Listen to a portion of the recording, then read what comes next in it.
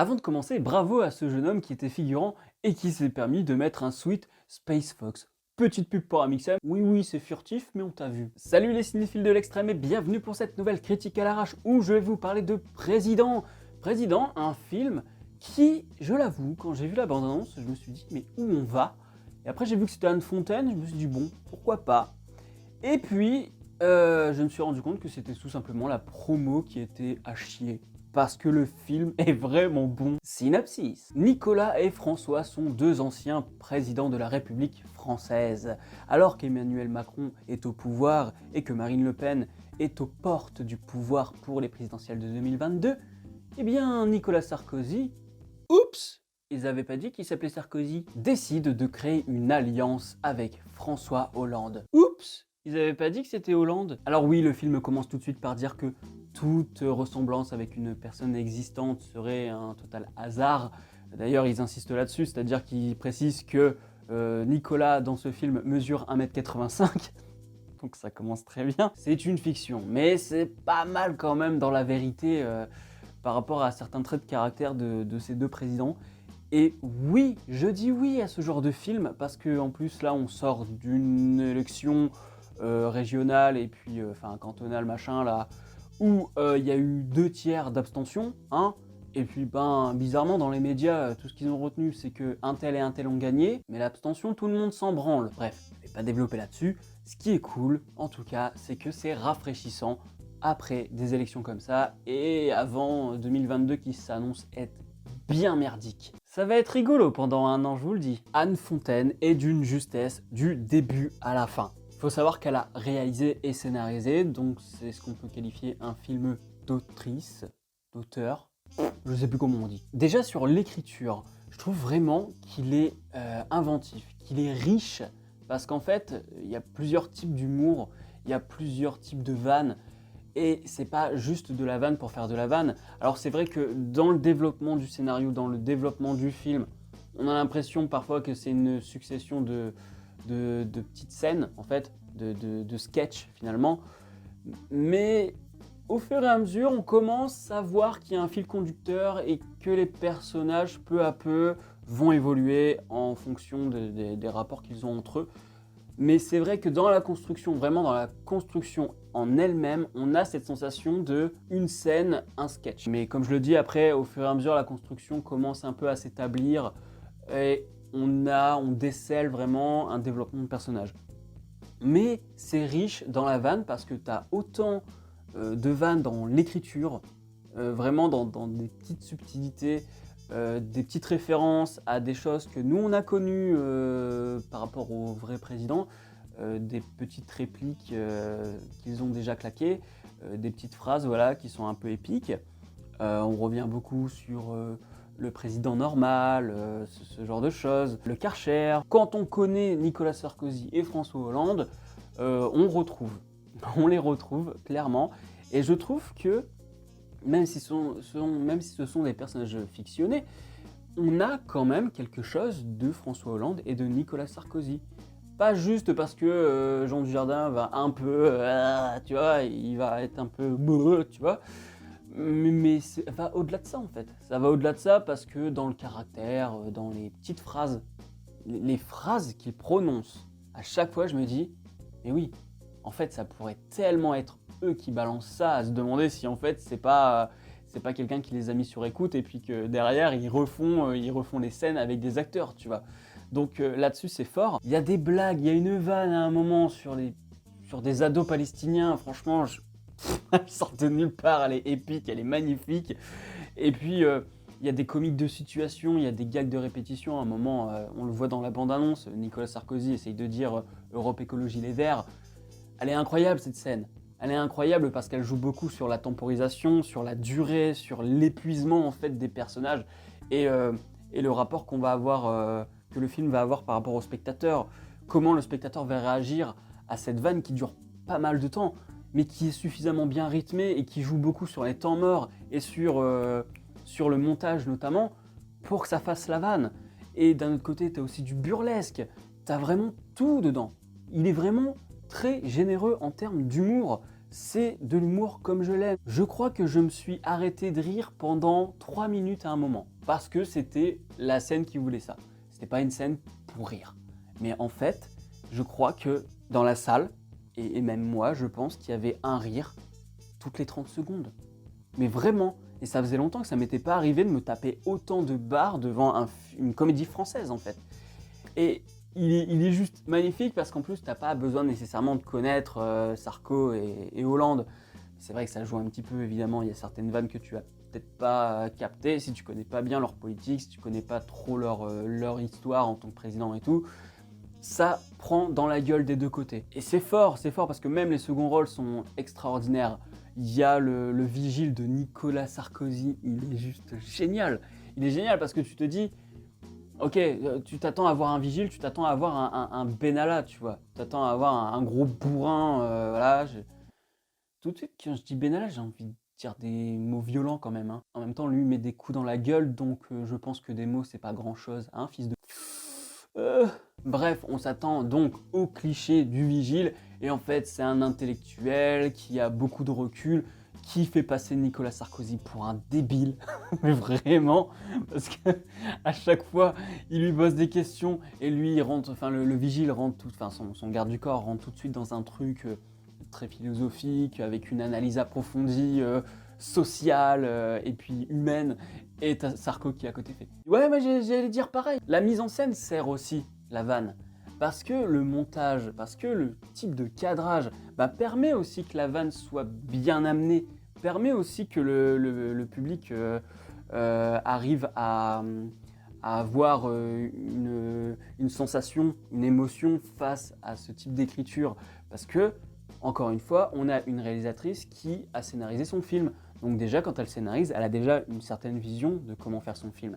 Et elle se permet quand même, pour une comédie française, parce que évidemment quand on parle comédie française, on ne s'attend pas à avoir non plus une réalisation de dingue, mais elle a une photographie qui est correcte, franchement. Il y a des endroits, notamment les intérieurs, où je trouve qu'en termes de lumière, eh bien, c'est plutôt bien foutu. Parfois en extérieur, c'est pas exceptionnel, mais en même temps, c'est de la lumière naturelle, tu peux pas faire comme tu veux, alors que dans les intérieurs, pour le coup, vraiment, c'est cool. Le choix de cadrage est très intéressant, le choix d'échelle de plan est très intéressant, parce qu'en fait, à chaque fois, on se retrouve avec des plans où tu te dis « Ok, je comprends pourquoi elle choisit cette échelle de plan, je comprends pourquoi elle met ce personnage à cet endroit et pourquoi elle le filme aussi loin. » C'est parce qu'en fait, il paraît petit dans le cadre et il paraît un peu paumé dans toute cette France, par exemple. Dans la campagne voilà, de Corrèze, où tu as François Hollande qui est tout seul. On dirait un gamin qui est paumé, en fait. Il y a même un plan où tu as Sarko qui est chez lui à Paris. Et en fait, il y a un surcadre. C'est-à-dire que lui est dans sa cuisine avec sa femme. Et puis d'ailleurs, Doria Tillier, hein, c'est ça, elle est exceptionnelle aussi. Hein. Tous les seconds rôles sont exceptionnels. On a Nico qui est dans sa cuisine, qui a le blues, hein, clairement. Et en fait, il est enfermé dans ce truc d'homme au foyer qui sait pas trop quoi foutre de ses journées à part passer l'aspirateur. Et puis, en fait, ce qui est intéressant, c'est que il est dans sa cuisine, il y a un couloir. Au milieu, entre le couloir et la cuisine, tu as un mur. Ce qui fait que il est encore plus dans le coin du cadre, en fait. Donc il y a une impression encore plus d'enfermement, parce que tu as ce gros mur en plein milieu du plan, et tu as du vide dans le couloir. Donc ça renforce le fait qu'il soit à la gauche du cadre, et qu'il se sente tout petit, parce qu'en plus il est filmé, c'est filmé en plan large, donc on a vraiment l'impression qu'il y a une profondeur dans le plan, donc il est tout au fond, et sur la gauche, quoi, vraiment dans son petit coin, tout enfermé, alors que d'habitude, c'est Sarko, il va partout, il fait tout, il est à la fois président, Premier ministre, ministre de l'Intérieur, enfin tu connais, hein, on l'a eu pendant 5 ans, en tant que président, hein, parce qu'on l'a eu encore avant en tant que ministre de l'Intérieur. Et d'ailleurs, là, tu sens que je ne suis pas nécessairement un amoureux de Sarkozy, mais ce personnage, cette version de Nicolas Sarkozy par Anne Fontaine, j'ai de l'affection pour lui, en fait. Parce que on est beaucoup à travers ses yeux, c'est une voix off, souvent c'est sa voix à lui, et c'est à travers son regard qu'on découvre un peu cette nouvelle vie. Et il finit par être attachant, alors qu'il est complètement con. C'est ça le truc. c'est que typiquement c'est une version, je veux pas dire une parodie, hein, c'est un pastiche, je dirais, de Nicolas Sarkozy. C'est pas une parodie, on n'est pas dans la caricature. Vraiment, là-dessus, ne vous fiez pas aux bandes annonces ou quoi. C'est pas un film qui va vous faire une imitation de machin. On n'est pas dans la caricature, c'est une sorte d'adaptation, voilà, d'une personnalité. Et donc, tu finis par avoir de l'attachement pour cet abruti, clairement. Et ils sont à la fois drôles et touchants. Ils sont drôles parce qu'ils sont tellement cons, les deux, hein, de toute façon, que ils en deviennent... c'est des clowns, tu vois. C'est des clowns, et en plus, tu vois des gens graviter autour d'eux qui sont plutôt les pieds sur terre, hein, bien que la femme de Nicolas Sarkozy soit un petit peu... c'est un mélange entre Ariel Dombal et Carla Bruni, en fait. C'est deux guignols qui sont dans leur petit monde, et puis les gens qui gravitent autour d'eux, ça fait un décalage, et ça les rend complètement cons. Et même dans le choix des accessoires. Je prends, par exemple, à un moment, ils sont en vélo. François Hollande, il a un vélo électrique, ce qui fait qu'il est tout droit comme ça, et oui, je ne suis plus dans le cadre, mais il est tout droit comme ça, alors que Sarko, lui, il a un vélo de sport, donc tout de suite, il est limite en danseuse, il est prêt pour le Tour de France. Et donc, ça donne une posture très différente. L'un qui est très sportif, très énergique et tout, et l'autre qui est sur son petit vélo électrique, tout tranquillou bilou. Donc, ça ajoute vraiment quelque chose. C'est pour ça que je dis que c'est très burlesque, parce que ça joue quand même beaucoup sur les corps, et pas juste parce que t'as un mec teigneux et puis un petit gros sympathique. D'ailleurs, il y a un petit côté Laurel et Hardy parfois, mais c'est pas juste ça. C'est aussi la manière dont tu vas utiliser ces corps qui sont très différents, notamment avec le vélo, comme je viens de vous l'expliquer. C'est tellement riche. Je pars dans tous les sens, hein, j'en suis conscient. Mais c'est parce qu'il y a tellement de choses qui me viennent en tête au moment où je suis en train de vous en parler. Et c'est pour ça que les critiques à l'arrache, généralement, c'est pas très ordonné, c'est parce que j'y vais un peu à l'arrache. Et il est tellement riche dans tout, dans sa mise en scène, dans ses dialogues, dans le montage, dans la manière d'utiliser les personnages, dans la manière de les mettre dans une situation, dans la manière de raconter les vannes, dans la manière vraiment de créer du rythme, tout en parfois jouant sur des cassures de rythme, justement. Donc oui, allez le voir. Moi, si j'ai une note à lui donner sur Captain Watch, c'est tout simplement j'aime beaucoup. J'aime beaucoup parce que, en termes de mise en scène, je me dis toujours que Anne Fontaine pourrait aller plus loin. Mais dans l'écriture, j'ai rien à redire.